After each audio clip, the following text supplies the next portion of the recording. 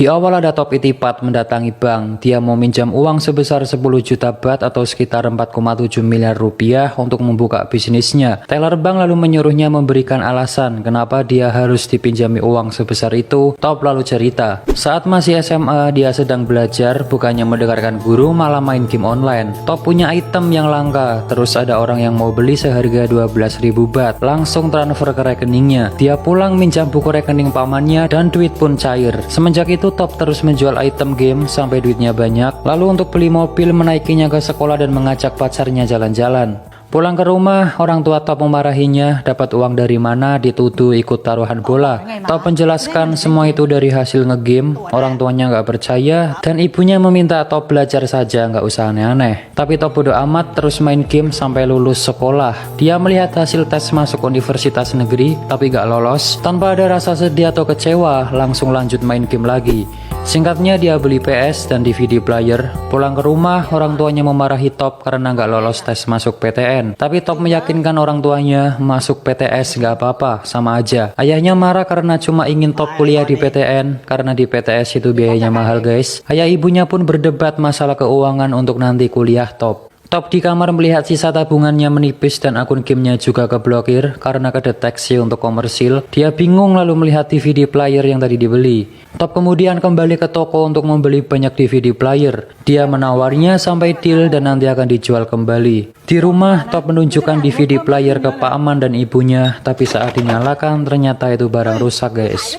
Dia kembali ke toko ngomel-ngomel ke penjualnya minta garansi pengembalian uang, tapi nggak ada karena itu DVD player bajakan. Kalau rusak ya beli baru. Top marah karena nggak diberitahu dari awal lalu membanting ke atas etalase sampai pecah. Penjual marah menampar Top, dia mau dipukul tapi langsung lari terbirit-birit. Top pulang sambil manyun, lalu melihat ayahnya jalan kaki, ia nyuruh masuk mobil. Ayahnya bilang bisnis itu nggak gampang, jangankan anak kecil, orang dewasa saja banyak yang gagal. Dan menyuruh Top lanjut kuliah dimanapun terserah sambil memberikan uang, tapi Top menolaknya guys. Malam harinya dia mengambil jimat ayahnya dan dijual 100.000 baht. Uang itu digunakan untuk masuk PTS. Singkatnya Top sudah masuk kuliah, tapi saat di kelas dia nggak mendengarkan, malah menyuruh temannya ngerekam suara dosen mengajar dan keluar kelas. Dia pergi ke tempat pameran mesin, lalu melihat mesin penggoreng kacang otomatis. Kata salesnya mesin itu belum ada yang punya di Thailand. Mendengar itu Top langsung semangat ingin membeli mesin itu padahal harganya mahal. Di rumah Top dimarahi lagi karena membawa mesin itu, tapi Top bilang hanya menyewa seharga 50.000 baht. Top lalu bertanya-tanya ke penjual kacang goreng bagaimana cara membuat kacang goreng yang benar, lalu mencatatnya. Sedangkan temannya di kampus menelepon Top suruh masuk tapi nggak diangkat. Top sudah mendapatkan resep membuat kacang goreng yang enak. Ia menyuruh pamannya mencicipi, ke ibunya juga, dan kacangnya enak guys. Top langsung mencari tempat jualan di mall. Dia bersama pamannya dengan semangat membawa gerobak dan kacang ke tempat jualan. Saat mall dibuka ramai orang tapi nggak ada yang beli. Pamannya sudah teriak-teriak juga nggak ada yang beli. Mereka terus berusaha agar ada yang beli. Top di pasar ngantar pacarnya belanja. Dia mengamati orang jualan gimana caranya biar ada pembeli. Top langsung mencatat kata bonus lalu diskon. Saat ngobrol dengan pacarnya, Pak Man Top menelepon bilang dagangannya nggak laku. Sudah melakukan apapun tapi tetap nggak ada yang beli. Saat menunggu pacarnya di depan toilet, Top melihat orang minta sumbangan dan di situ banyak yang memberi. Dia langsung berpikir, ternyata tempat juga berpengaruh agar ramai yang datang. Top langsung meminta pindah tempat karena sebelumnya banyak saingan. Dia pun boleh pindah di pintu masuk mall. Saat di kelas sedang ujian, dia kebingungan mengerjakan soal. Lalu teleponnya berbunyi, Top langsung mengambil HP-nya dan minta izin ke pengawas untuk mengangkat. Tapi nggak boleh, nanti bisa dianggap berbuat curang, lebih baik dimatikan. Tanpa pikir panjang, dia langsung keluar kelas memilih mengangkat teleponnya daripada ikut ujian. Ternyata pamannya yang nelpon bilang dagangannya laris. Top langsung membawa kacang lagi. Benar saja, ramai pembeli sampai kekurangan kacang. Top lalu bilang ke pamannya akan buka cabang lagi. Dia buka cabang dan sudah punya karyawan guys. Saat itu juga pacar Top datang bilang intinya kuliah dulu baru nanti kerja demi masa depan kita. Tapi Top cuma diem. Besoknya Top masih bandel nggak masuk kuliah dan ditelepon temannya dia dipanggil dosen karena terancam mau dikeluarkan.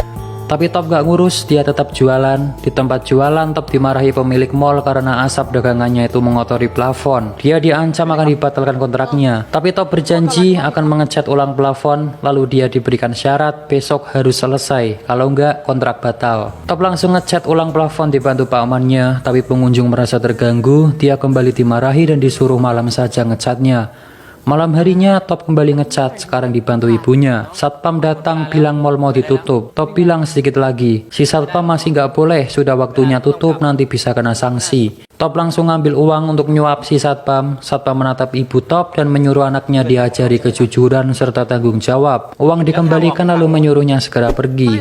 Top jalan keluar sambil marah karena target pekerjaannya nggak tercapai. Ibunya pun menenangkan sambil bilang ikut saja ibu ke Cina. Karena orang tuanya Top mau pindah ke Cina dan mulai hidup baru guys. Mendengar itu Top tambah marah karena nggak diajak bicara sebelumnya. Top bilang nanti pasti bisa, cuma butuh waktu untuk bangkit. Ibunya nangis dan Top kembali meyakinkan akan berusaha keras untuk membantu keluarga. Besoknya Top foto untuk paspor, tapi dia nggak fokus, melamun, dan saat mau difoto dia milih pergi. Dia menemui orang tuanya, bilang nggak bisa ikut ke Cina. Mau tetap di sini, akan bekerja keras dan berjanji akan mengembalikan orang tuanya ke Thailand.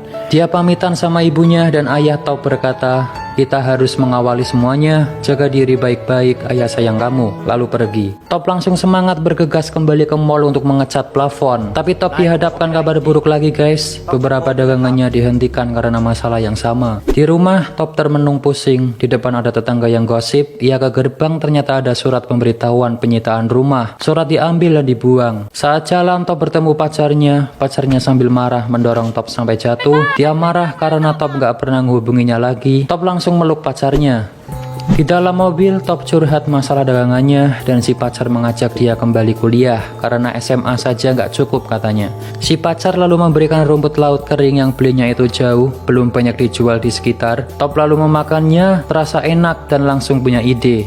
Dia menemui profesor ahli pangan, menanyakan gimana caranya agar rumput laut tetap kering dan gak basi. Dia pun diajari pengemasan yang baik, pakai mesin vakum sehingga oksigen keluar dan lain-lain. Top lalu menjual mesin goreng kacang otomatis dan membeli banyak rumput laut mentah. Rumput laut coba digoreng tapi gak enak, terus dicoba tapi masih tetap pahit, sampai habis banyak tapi tetap belum enak juga. Top lalu menjual komputernya untuk tambahan modal. Pamannya bilang, susulah ibumu, kamu sudah habis banyak uang tapi belum menghasilkan apa-apa. Tapi Top gak menyerah dan bilang, kita harus terus berusaha, kita harus yakin akan berhasil, itu sudah jadi pilihanku, kita akan sukses. Jika kita sudah mulai tidak boleh menyerah. Pamannya pun hanya ngangguk. Top ditelepon pacarnya untuk daftar kuliah. Dia mencoba tes masuk kuliah lagi guys. Malam harinya Top pulang, hujan besar, membawa masuk rumput laut mentah. Saat di dalam merasa ada yang aneh. Top memanggil pamannya tapi gak ada jawaban. Dia pergi ke belakang dan ternyata pamannya sudah tergeletak bersimbah darah. Top langsung membawa pamannya pergi dan rumput lautnya kehujanan guys. Di rumah sakit Top bersedih karena satu-satunya orang yang selalu membantunya nggak sadarkan diri. Siangnya Top kembali menggoreng rumput laut tapi masih nggak enak. Terus dicoba masih saja nggak enak sampai di kardus habis. Dia lalu melihat rumput laut yang semalam kehujanan, mencoba menggorengnya dan dicicipi. Rupanya kali ini rasanya enak nggak pahit. Penyebabnya adalah ada embun di dalam bungkus karena semalam kehujanan guys. Pamannya sudah baikan. Top lalu menyuruh mencoba rumput laut hasil gorengannya. Dan ya, rumput laut jadi lebih enak dan gurih. Mereka kembali jualan di mall tapi sekarang ganti jualan rumput laut dan yang beli ramai. Melihat dagangannya ramai, Top menulis 1 juta baht per tahun dan bilang nggak sulit.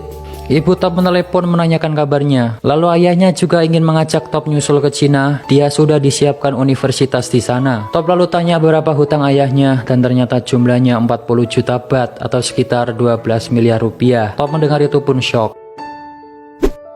Kembali ke rumah, ternyata di gerbang sudah terpasang tulisan rumah ini dalam proses penyitaan bank. Top lemas, nggak percaya kejadian yang menimpa keluarganya. Sambil sedih, dia membersihkan foto keluarga, lalu melihat ada wadah obat di balik foto orang tuanya. Ternyata itu obat tidur, dia pun tambah sedih. Top lalu memutar kembali suara dosennya waktu itu direkam, isinya itu tentang motivasi. Jika kau berpikir kaya, maka kau akan kaya. Jika kau berpikir sukses, maka kau akan sukses, gitu intinya. Diulang-ulang terus. Sambil dengerin itu, Top ke 7-Eleven beli camilan. Saat jalan keluar, dia melihat ada 2 7-Eleven, langsung punya ide masuk ke dalam, minta nomor telepon kantor pusat. Di rumah dengan semangat, Top langsung menanyakan gimana caranya menjual produk di 7-Eleven. Top langsung ke kantor 7-Eleven, dia menunggu giliran dipanggil. Di sebelahnya ada orang yang juga akan memperkenalkan produk. Top melihatnya dan kembali punya ide. Di toilet dia langsung latihan seperti orang tadi.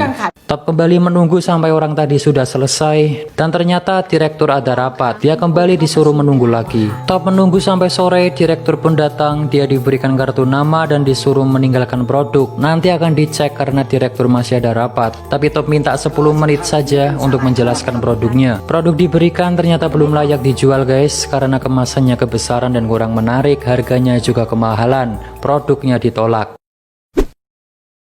Top kembali ke rumah sambil lesu, ada pacarnya menunggu. Dia marah karena waktu itu Top cuma daftar kuliah tapi aslinya nggak masuk. Pacarnya pun menasihatinya harus kuliah, itu keinginan orang tua. Jadi pacarnya ini sangat ingin Top kuliah, kalau nggak kuliah nggak akan sukses gitu intinya guys. Si pacar juga bilang jika butuh uang dia bisa minta orang tuanya untuk bantu.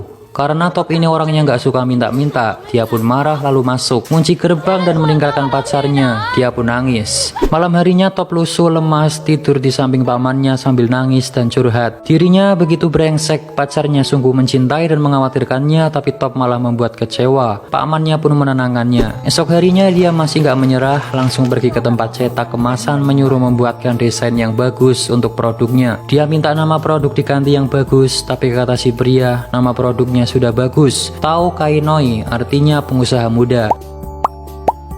Singkat cerita, produknya sudah jadi sesuai omongan direktur dan kembali ke kantor 7-Eleven. Tapi ternyata direktur jadwalnya sangat padat. Top nggak apa-apa, dia akan menunggu.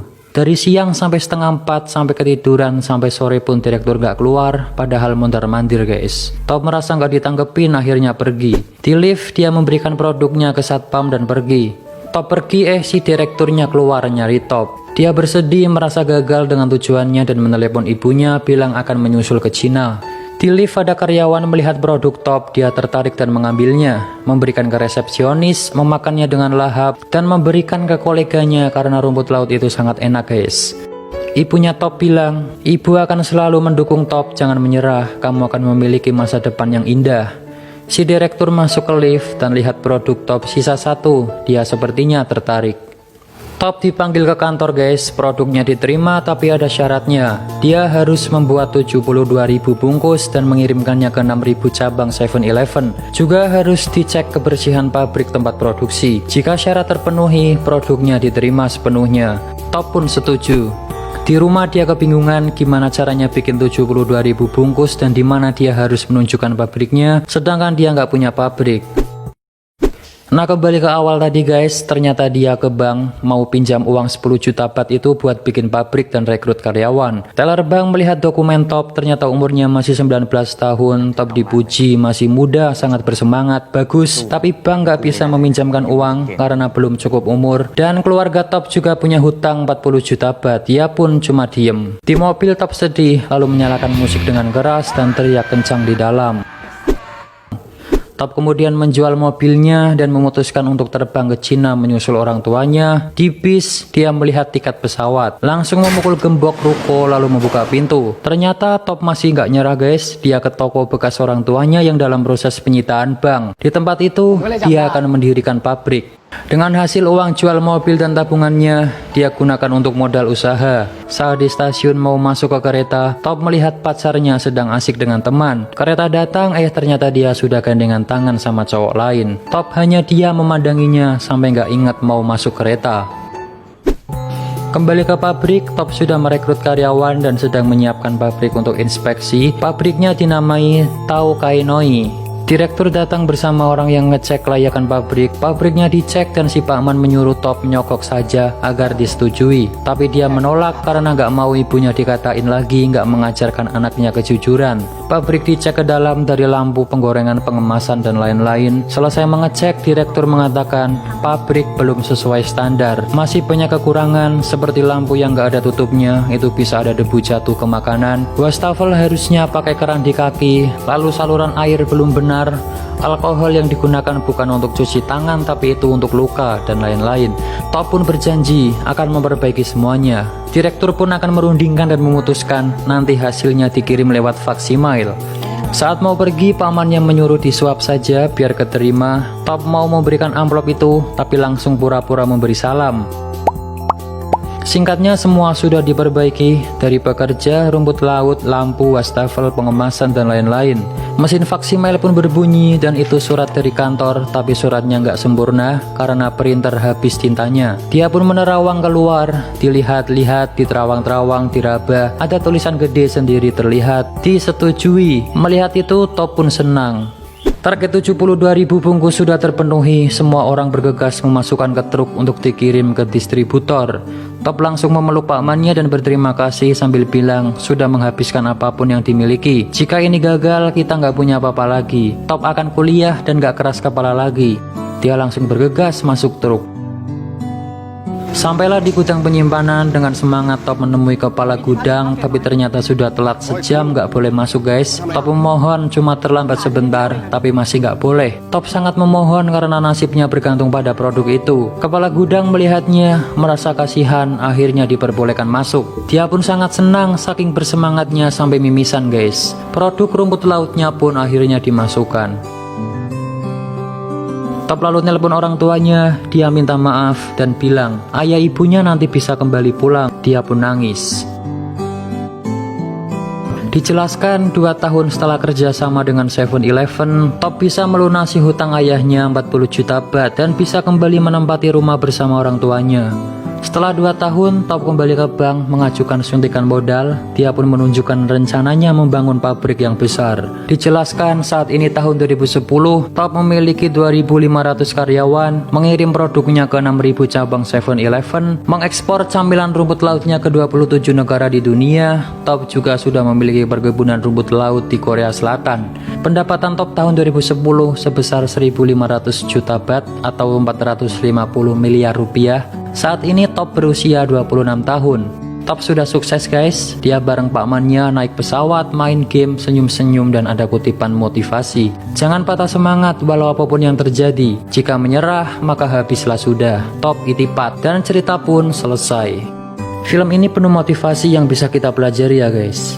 Pertama, ketegasan si Top, kegigihannya, semangat mewujudkan impian, mau belajar, suka bertanya tapi untuk kebaikan dirinya, bukan tanya masalah hidup orang lain, pantang menyerah, tidak takut mencoba hal baru, ambisius, selalu memperbaiki diri dari kesalahan, dan percaya semua akan indah pada